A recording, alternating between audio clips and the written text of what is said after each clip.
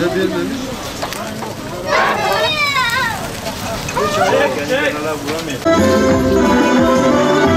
Seyyidül Murselin Muhammed, Muhammed, Rahmanime rehberime Muhammed, Muhammed, Muhammed.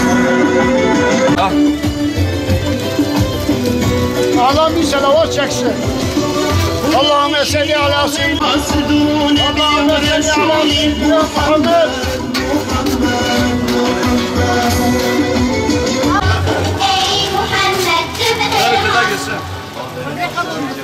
Evet, gençlere ver.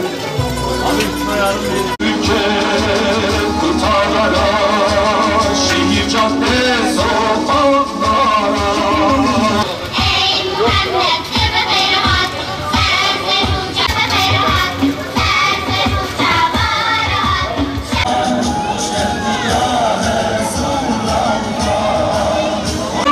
Baharlara, ay çiçek yağ.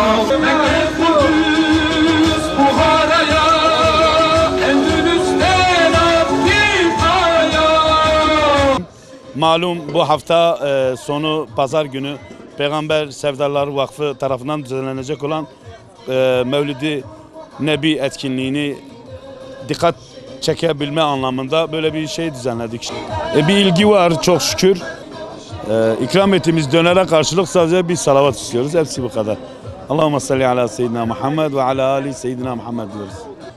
Peygamber aleyhissalatu vesselam'ı anlama ve sünnetini yaşama etkinliğine tüm bizi duyan herkesi davet ediyoruz inşallah.